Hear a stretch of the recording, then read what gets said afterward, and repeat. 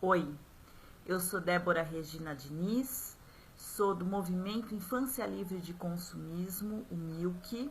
O MILC é um movimento formado por mães e pais engajados na proteção da infância, para que as nossas crianças fiquem protegidas dessa sociedade de consumo, do assédio de empresas, de indústrias e da publicidade dirigida à criança que faz tão mal à nossa infância. Hoje eu vim falar sobre um tema que é como fugir do consumismo. É complicado, né, nessa sociedade capitalista, como a gente encontra meios de fugir do consumismo. Para esse tema, eu trouxe uma forma que é através do brincar. Mas eu quero falar um pouquinho, então, sobre como é que o consumismo funciona na nossa sociedade. A gente vive num momento em que a estrutura econômica exige em que as pessoas comprem cada vez mais. O que faz girar a engrenagem, né, da sociedade capitalista é o consumo. E como é que é feito isso? É feito de uma maneira que as pessoas, né? O que é o consumismo? O consumismo é comprar sem muita reflexão. É simplesmente comprar para suprir uma necessidade que a pessoa nem sabe ao certo qual a necessidade é essa, né? É o comprar para que a pessoa seja. A sociedade capitalista, ela vende uma ideia que a nossa existência está vinculada ao consumo. Eu preciso ter para eu ser. Eu preciso comprar algo porque a ideia que se tem é que dentro desse algo eu consigo um pouco de felicidade ou tranquilidade, né? E o que não é verdade. Então é assim que a engrenagem gira. A gente compra algo, esse algo não traz a felicidade que a gente desejava, almejava, né? A nossa existência continua vazia e para isso a gente continua comprando em busca de preencher um vazio existencial que a publicidade, a indústria e a sociedade capitalista fazem com que a gente pense que é através da compra, através do consumo vai ser suprido. E onde que entra a infância nisso? Até a década de 70, as crianças eram vistas como os filhos dos consumidores, né? Então, tudo era voltado aos pais, aos adultos, e as crianças eram os filhos dos consumidores. A partir da década de 80, eles perceberam que não, eles começaram a acreditar que a criança, como um ser cativante que ela tinha o potencial de convencer os pais a comprar. Então, a partir da década de 80, a indústria, a publicidade, o marketing começaram a focar na criança e encarar a criança também como um potencial consumidor.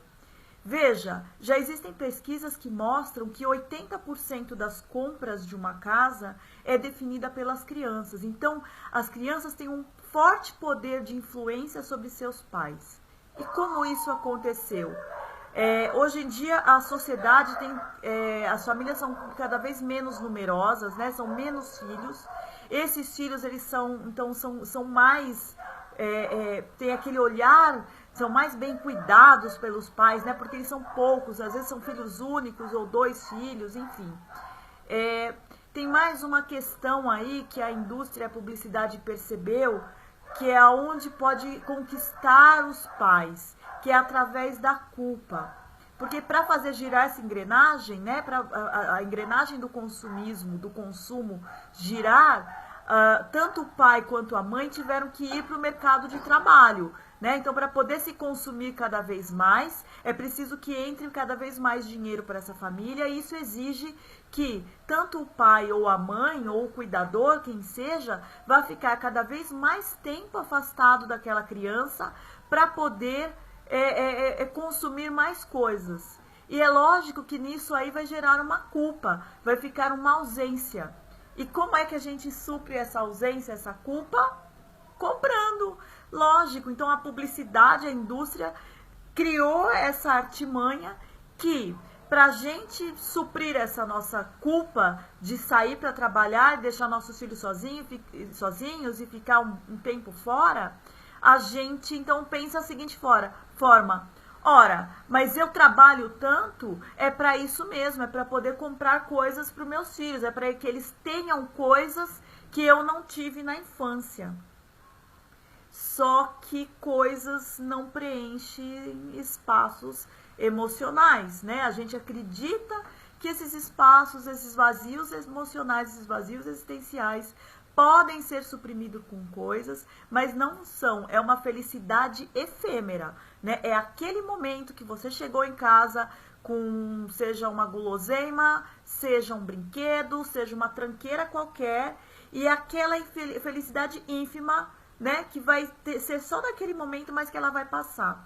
E vai gerar cada vez mais angústia nas crianças, porque essa solidão que eles sentem, eles também não conseguem explicar dessa ausência, e eles vão querendo cada vez mais coisas, a publicidade falando diretamente com eles através da televisão, através do computador. Hoje em dia a gente percebe que o YouTube também tem muita publicidade dirigida à criança, a gente tem que ficar atento a isso. E vendendo essa ideia de preenchimento, de vazio existencial, que eles vão ser mais legais, eles vão ser mais bem aceitos na escola, eles vão ter mais amigos, se e somente se eles comprarem ou tiverem determinado brinquedo ou determinado alimento. Eu quero falar especificamente hoje sobre a questão dos brinquedos, tá? Não só brinquedos, mas jogos, aplicativos, enfim. Como é que a gente faz, então, para quebrar essa engrenagem, né, cruel, que é um moedor de carne para a gente, né, que somos os pais, e para as próprias crianças, porque essa publicidade dirigida para a criança é muito cruel, esse ter para ser é muito cruel.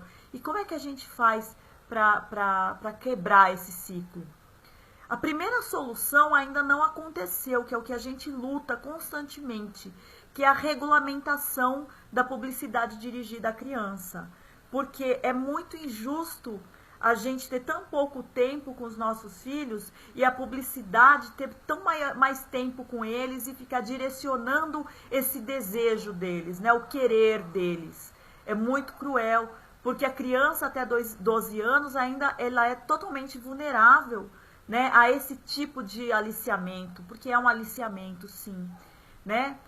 Então, o primeiro passo seria a regulamentação, mas a regulamentação ainda não aconteceu. A gente está brigando para que isso aconteça, que parem de tratar as nossas crianças como consumidores, tá? Criança é criança, criança não trabalha, criança não tem emprego, criança não tem renda, criança não pode ser consumidor, tá? Então, a publicidade tem que ser dirigida aos adultos, que já é cruel, a gente não tem tanta capacidade de perceber as artimanhas da publicidade, mas seria menos doloso se a publicidade fosse dirigida a nós.